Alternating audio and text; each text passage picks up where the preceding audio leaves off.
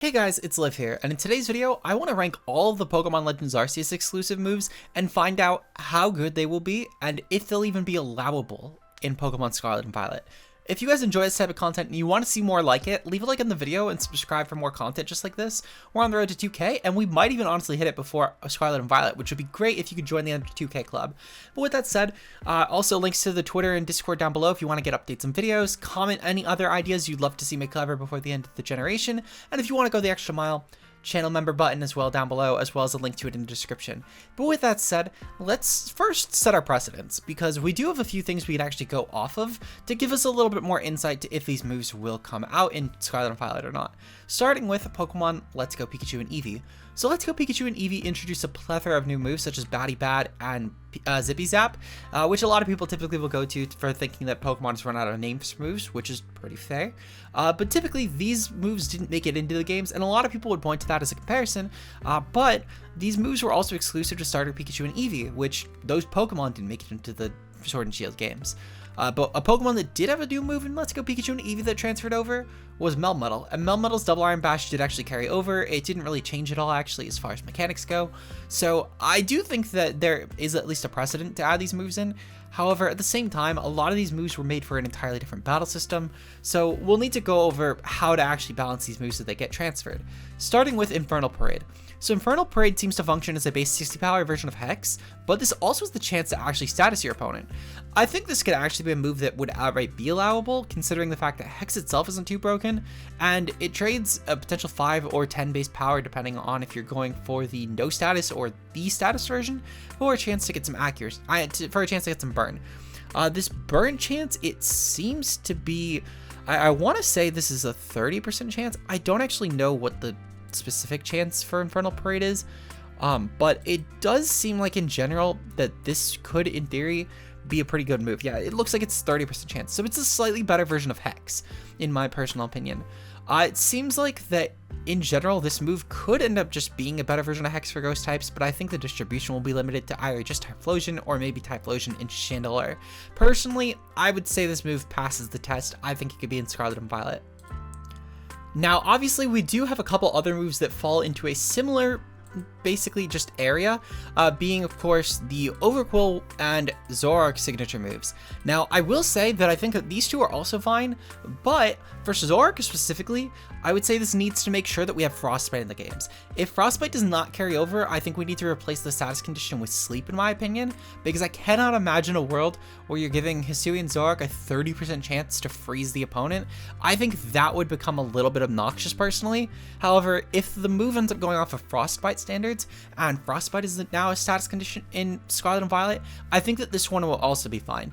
Barbaross is just poison. I genuinely do not think that one could possibly be broken, especially considering the fact that, I mean, it's still a base 60 power version of this, but I think it's pretty cool because Barbaross actually gives us a physical version of Hex, which is a pretty unique thing. So as far as Hisui and Overquill and Hisui and Quillfish go, this one I think is actually the coolest, considering the fact that this has so much different from Hex. Both Bitter Malice and Infernal Parade are actually ghost type moves, just like Hex, and they both have the same function, just with the ability to potentially status. But Barbaross is a physical version, and it's also a pure poison type move. So I think that in this regard, I think that they're all going to be pretty balanced, assuming Frostbite and Drowsy take over. Drowsy doesn't really impact any of these though, to be fair, but I doubt they'd only make one of Frostbite or Drowsy carry over. The point being is I think that as long as we can make sure that Hisui and Zorark isn't going for a raw freeze, these moves should be pretty fine. So moving on to our next moves, of course, we do have the signature moves for Hisui and Samurott and Cleaver, being Ceaseless Edge and Stone Axe. So these moves basically end up giving the function of a trapping move, or at the very least they do damage over time. I don't actually remember if these moves trap or not, but they're basically just damage over time moves. They do 65 base power, 90% accuracy, and on top of this as well, they have a high critical ratio, which is actually pretty good. I think what I will say is it really does depend on how these moves function. I think with the high crit ratio, they'll probably actually be fine if they're compared to the max moves.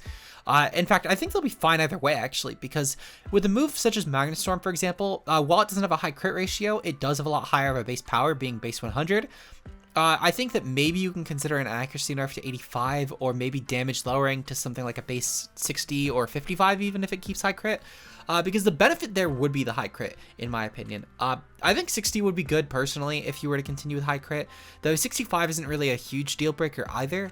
And the biggest reason I say this is because the fact that, unlike something such as a Wicked Blow, it's not a guaranteed crit, seemingly.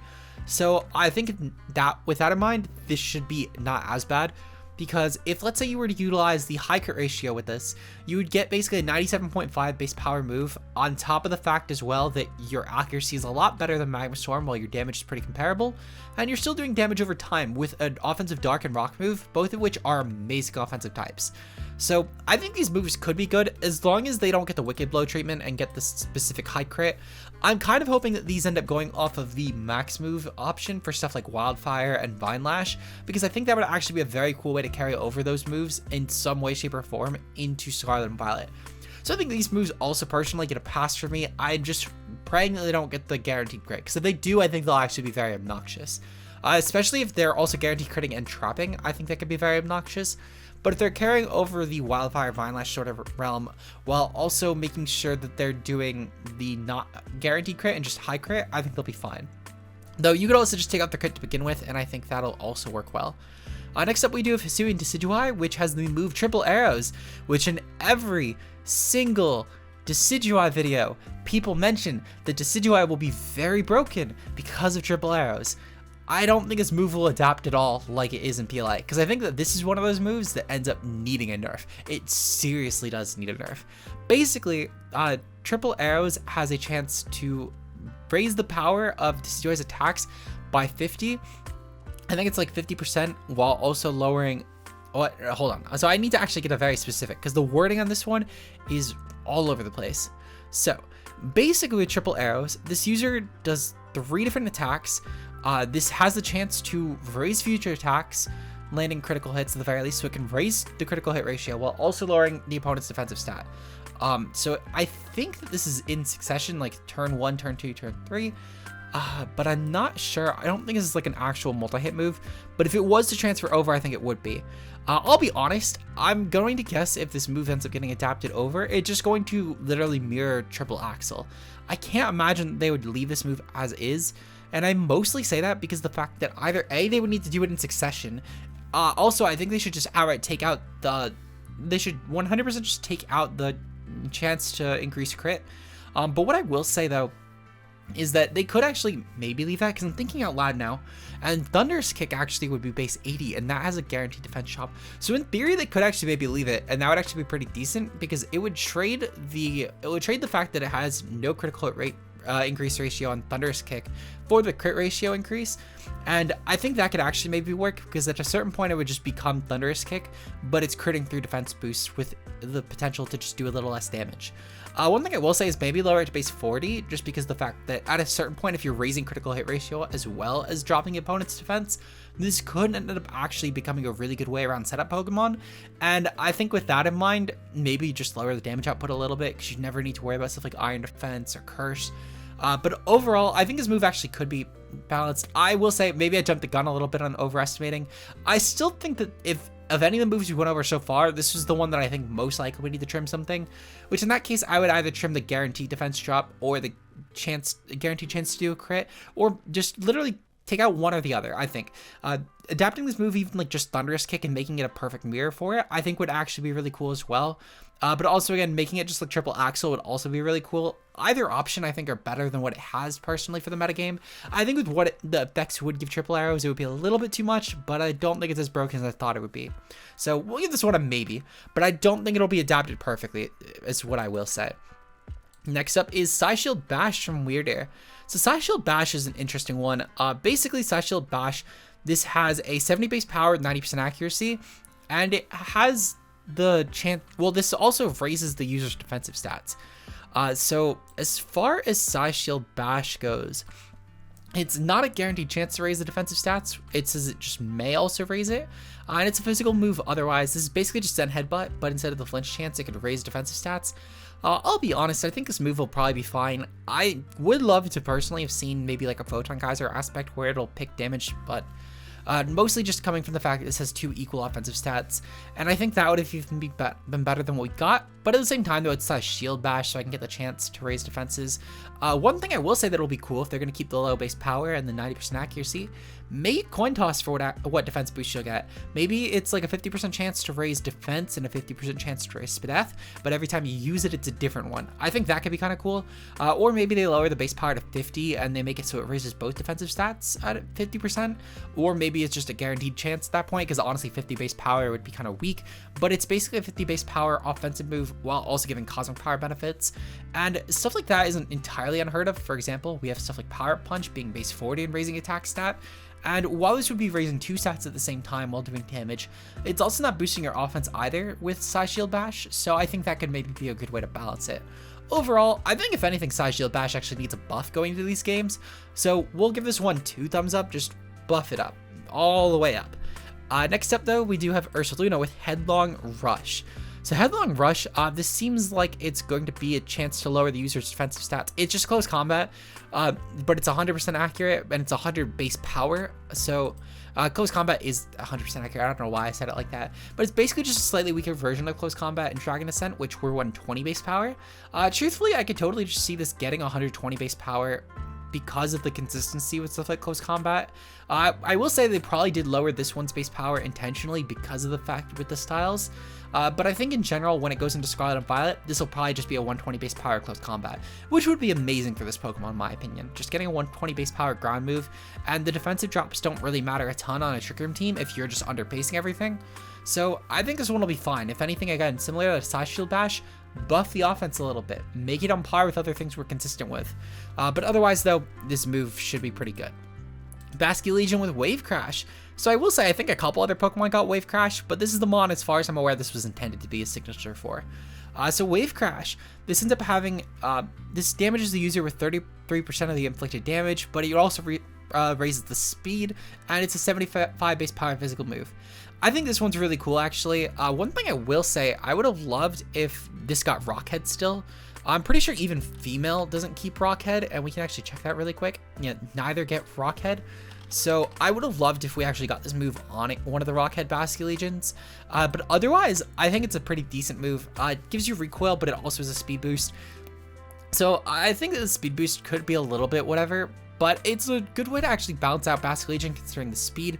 One thing I will say is I think that since this is a physical move, that Basculegion male will probably just run this with adaptability and just go with the Choice Bandit set and just start trying to spam it to snowball teams.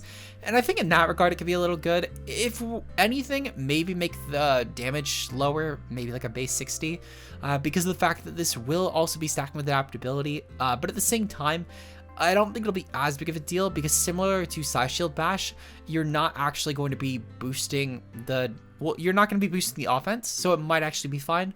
Regardless though, either if you're going to drop the Scishield Bash offense and do both defenses, I think I would be fine, and maybe just also drop Wave Crash like a base 60.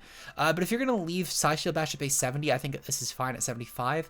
I think that this one, again, could go either way. I think that unlike Scishield Bash though, I think they'll probably mirror the damage output, whether they either leave both or they nerf both a bit. But at the same time though, I really only think they actually need to raise Scishield Bashes, and they don't actually need to do anything to buff Wave Crash, because I think Wave Crash usually is like the top end of that spectrum. So I think that Wave Crash will actually be fine as is, but if anything, maybe just nerf the damage a little bit. Next up we have next up we have Dire Claw. So with Dire Claw, this one's an interesting one. Basically, a 60 base power move with 100% accuracy, high crit ratio, 50% chance to give one of the statuses being Poison, Drowsiness, or Para. I think this one honestly could be a little bit over the top. I think it's the fact that it's a 50% chance to be 1 in 3, though at the same time, I think the fact you can't guarantee it could be really good. Truthfully, I think the 60 base power is fine with this sort of thing. I would maybe just go with like a 30%, and the reason being is the fact that you could land on a status that in theory just makes your opponent unable to move entirely, such as Drowsiness, for example, which could be amazing, especially because Drowsiness does make the opponent's defenses weaker, if I remember correctly, in PLA. So that could be a really obnoxious option on Choice Bandit sets, and it's a little too luck reliant to where I don't really want it to be a 50% chance personally. Though I think at the same time, the 50% chance, because of how much of gamble it is to get that sort of status, you know, because maybe you end up getting poison or maybe you get para. So I think in theory, it could end up maybe being fine, but I would love to see the stat drop, this status potential be a 30%. I think the damage is fine at 60 truthfully, but this move can definitely make it in. Next up, we have all of the storms being the Tornadus, Thunderous, Animorous, and Landorus signature moves. So basically, as far as these storm moves go, they're a little bit interesting. So these all have a 95% base power with 80% accuracy. On top of this as well, they all have 30% chance to inflict a specific status ailment, with Bleak Wind being Frostbite, Wild Bolt being Para, Sandsear being Burn, and Springside Storm affects the stats, which my guess is meant to go along with Contrary, because in theory this would be the closest way to actually go with Contrary. So as far as raising all stats in Animorous' incarnate form and lowers in Therian, my guess is this is meant to mirror the fact that Animorous' hidden ability was meant to be Contrary. But overall, I do think that, in my personal opinion, that these moves will be, I don't know, because I think truthfully the storms in theory could be a lot. The 30% chance is interesting, especially off of 95% damage. Maybe make the accuracy 90 and the damage output 90 as well. I think that could be pretty good considering their 30% chance, unlike something such as a Thunderbolt, which if we go to Thunderbolt, for example, it's only a 10% chance to actually para. So I think with this in mind, that maybe Wild Bolt, again, just making it 90-90 for the accuracy and damage, and then keep the 30%, or maybe just lower the damage output, the percentage output to, let's say, 10%.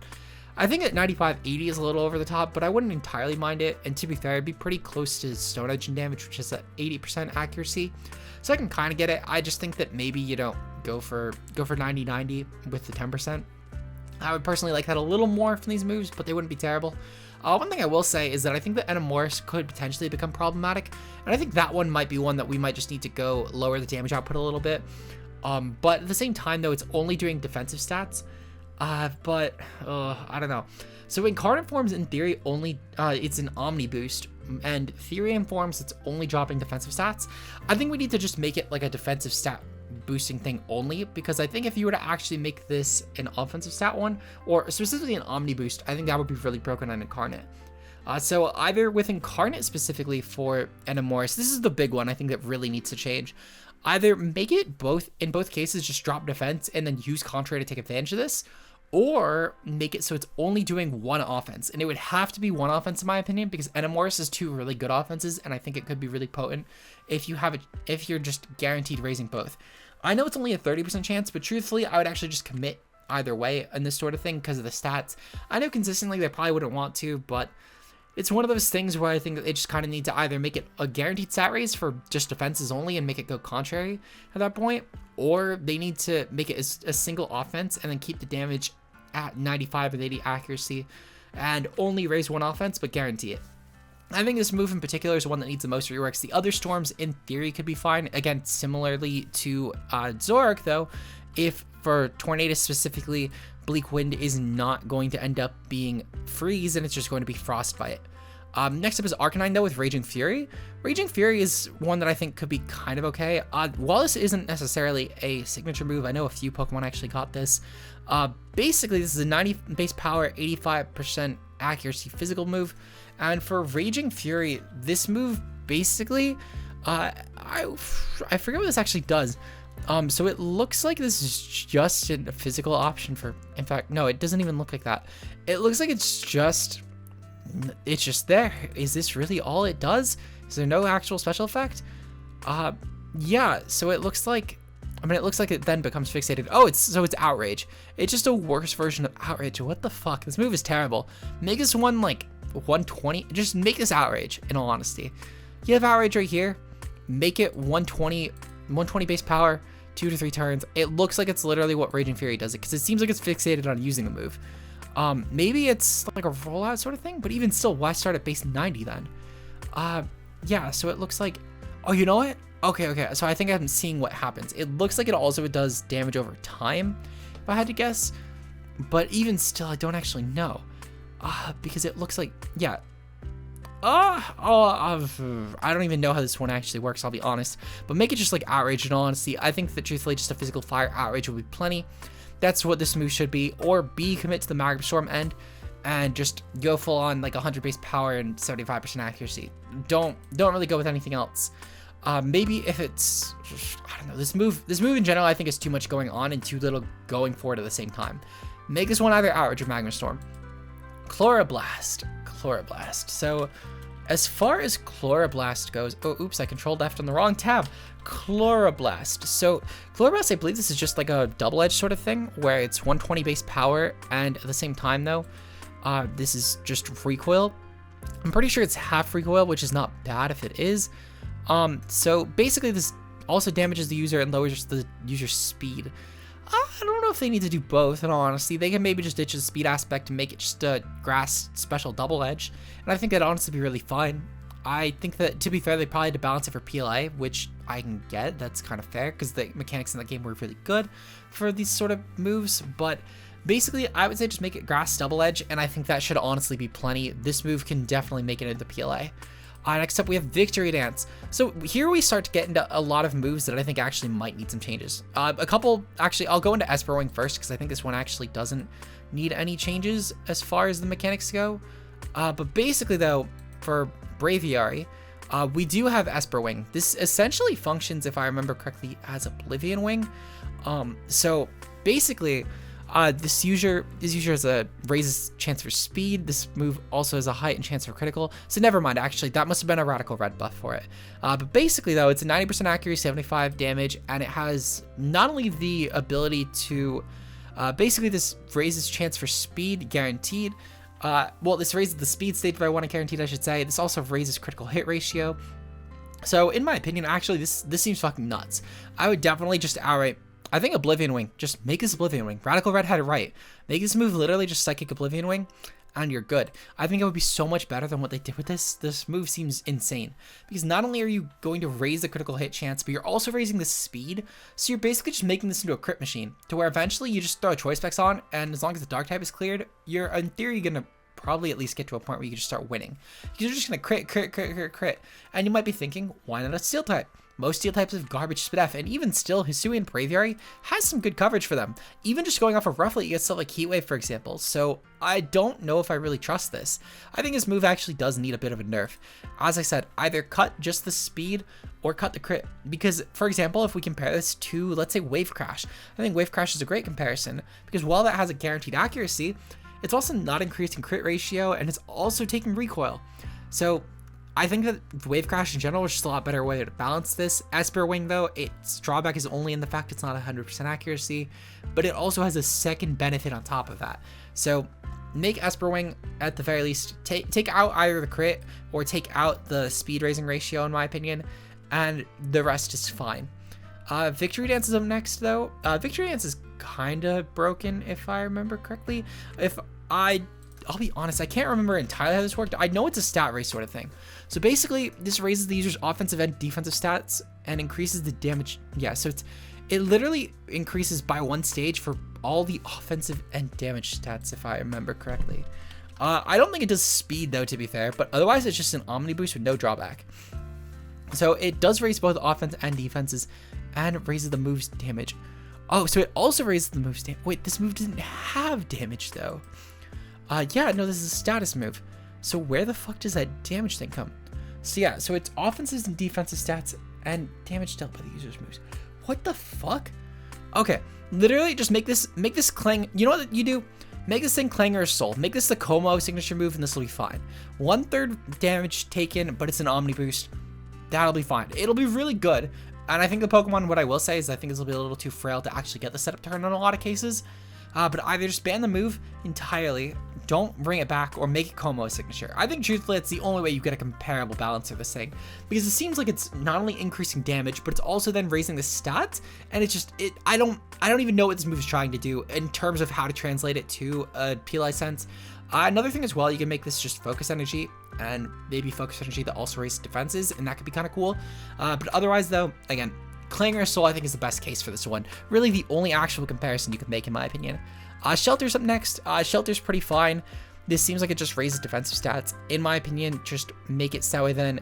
Well, also defensive stats and evasion. This will probably be a move that gets banned in any sort of competitive sense, truthfully, but either ditch evasion and make it steel type cosmic power, or keep evasion and this move just probably gets banned in singles. But this move in general, I don't think is really too broken to be transferred into Scarlet and Violet. This is one of those things that I think it will just be banned in Smogon if it keeps the evasion. Still a really good move nonetheless.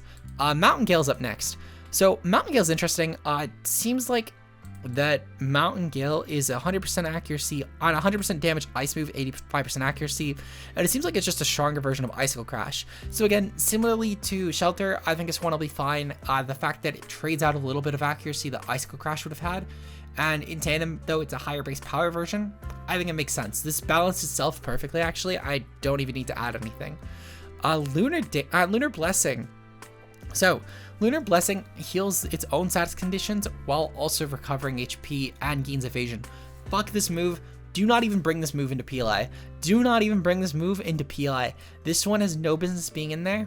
Just make it Moonlight or make it like Jungle Healing where it's 25% health and clears status. Do not bring this move into PLA and to Scarlet and Violet. This move has no business being in there because it's just a better version of Jungle Healing with 25% more HP. And some people might be saying, oh, but Jungle Healing heals the partner. Fuck you. No one ever uses Zarude in doubles. Do not give me that. Do not give Cresselia this. Give it 25% healing and status clearing, or give it 50% and no status clearing. Do not even include the evasion. This move would be so fucking obnoxious because you just basically click Lunar Blessing 8 times until you're starting to dodge every move. Or should I say like 3 or 4 times and then just start dodging every move. Fuck this. This mod does not need Lunar Blessing. Next up, we have Power Shift. So Power Shift's a pretty cool one. This one basically swaps the offensive and defensive stats. I'm pretty sure we actually had a move like this already if I remember correctly. But it's specifically for the users, I guess. So maybe we didn't. I know that we have one for just physical and special defense, if I remember correctly, because I think Shuckle uses it typically. But this move's fine. There's already a precedent for it. I think it's just committing to both offenses in this case is what it would do. But still, this move's fine. Mystical Power. So Mystical Power ends up being a 70 base power, 90% accuracy special move. This ends up raising the offensive stats, and on top of the fact, this also raises the defensive stats, and it basically seems like it goes off of whatever the stronger investment is. So I think in general that's pretty interesting because, for example, on Mesprit you could tailor it and Eevee it how you like. With Uxie you'd probably be going with a more defensive set, and with Azelf you'd probably be going with more offensive. So I think this one's actually pretty interesting because 70 base power, 90 accuracy, and it would probably raise both offenses at that point, or both defenses in that case, but you obviously do have the defensive trade-off. So this is similar to what I was thinking with Enamoris, where you don't need to make it an Omni boost, but commit to one end or the other, and I think it could be pretty cool. I wouldn't necessarily make it Tailor, but at the same time though, if you maybe want to give Therian a little bit of love, maybe just make both raise and make it so Therian gets defensive and Incarnate gets offensive. It's another cool way to buff the Bleakwind Storm or whatever the Springtide Storm. But Mystical Power though, I think it's actually a really cool one, and I kind of hope this one actually gets into the games. Now finally though, we do have one last move being Take Heart. So Take Heart was, if I remember correctly, Take Heart was a really fucking broken move. But basically, Take Heart ends up going for, so let's see. So user both sets up a healing and also okay. So strong guide. Take Heart. This is basically heals some status conditions while raising offensive and defensive stats. This is basically an omni boosting heal bell. Honestly, just go for what I think would actually be really cool is if you do Manaphy's thing where it copies the opposing status things. I forgot what the signature move was in all honesty. I think it's Heart Swap. Yeah, Heart Swap. To where basically you just swap the stat boosts from your opponent. And I think that would be a good way to balance this actually, and while still clearing the status condition. It would be a cool way to actually kind of make this still keep the tradition of its old signature move, which is no longer in the game, but just a better version of it. So I think that would probably be the best way to really buff Take Heart in my opinion, and actually make it work in these games, but I still think in general this move is fine. But let me know what you guys thought of these moves, and if you enjoy this type of content and you want to see more like it, leave a like in the video and subscribe for more. Shout out to our channel members, of course, being Josh aka Ultra Player, Mia, and Zeke0. If you guys want to become a channel member today, link to that is down below, as well as links to the Twitter and Discord, which are great ways to stay up to date on all future content if you're interested in doing so. But with that said, I will see you guys in tomorrow's video where we're going to be ranking every dark type in competitive. Until then, peace out, guys.